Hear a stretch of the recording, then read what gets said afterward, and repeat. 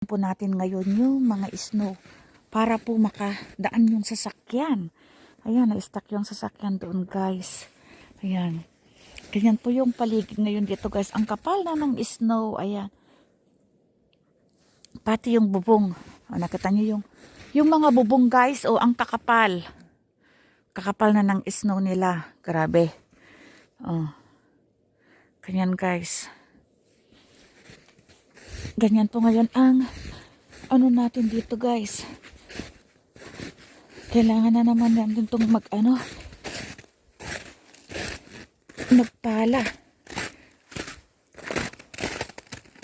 Oh, diba? Ayan, guys, oh. Kita nyo yung bahay namin dito, guys. Ang kapal na ng snow. Ayan. Kanya na ngayon ang paligid dito, guys.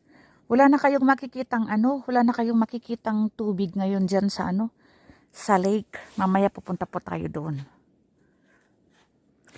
Have a nice day, guys. Thanks for watching. Follow me for more updates. Like and share. Bye.